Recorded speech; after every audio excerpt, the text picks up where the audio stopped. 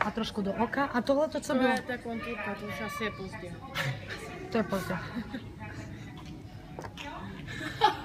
To je jedno. Takže, vážení na FB, já to říkám na FB, protože stejně se budete koukat přes YouTube, ale chci vám říct, že vlastně teďka je strašná velká moda, že máte cvičit se s nějakýma dlouhýma látkama, prej 7-metrové látky nebo co, a vlastně to je prej výborně na prokrvení mozku a na to myšlení. Tak já jsem na to cvičení byla, takže chci vám to ukázat, jak to vypadá, jak jsem vysela jako netopír a jestli to je dobrý nebo není to dobrý, tak pojďme na to se mnou si zacvičit. A na konci uvidíte moje reakce, jestli to bylo dobrý nebo nebylo to dobrý. Kde je ten sál? Tady je ten sál. Dobrý den. Co mám udělat? Takže takhle vypadá sál.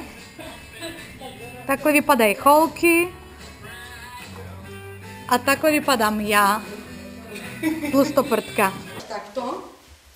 Chytám střední chmaty nebo Ty dlouhý. A teď nahní tělo. Tam. sem. Tak, pokrč nohu v koleni. Pokrč nohu v koleni. A dej za sebe. Tak. Dneska se podívejte, jak letím 3 metry dopředu. A držíš. Jedno padám. Tak. Ano, a padám. A vzal. A teďka to mám tady.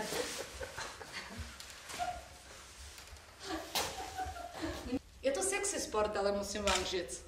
Když se to opravdu naučíte, teď ale bez legrace, tak se vám zpevně zadek, nohy, ňadra, tělo. Nebude se vám točit hlava, budete mít koordinace. A hlavně záda, vnitřní svaly. A hlavně záda a vnitřní svaly vám se zpevní.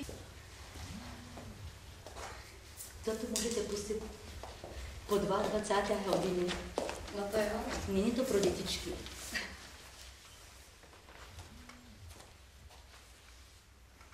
Vážení diváci, takhle budu vypadat za, kolik jsi říkala, za kolik let? 8.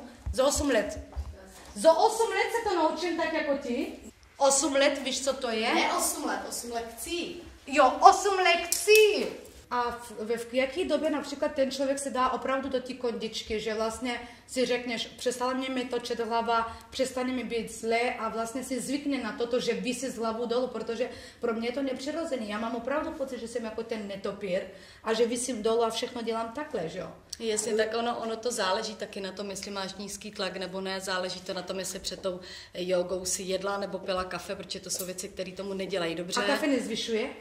Kafe zvyšuje, ale není to dobrý před tou jogou, protože má v sobě hodně kyselin a ty potom vlastně, jak jsi hlavou dolů, tak se to v tom žaludku promíchá, může ti to způsobit to, že je ti špatně, takže před tou lekcí jako tak hodinku pít maximálně vodu. Vážení dámy, to cvičení je výborné. Fakt je to sexy, když to umíte.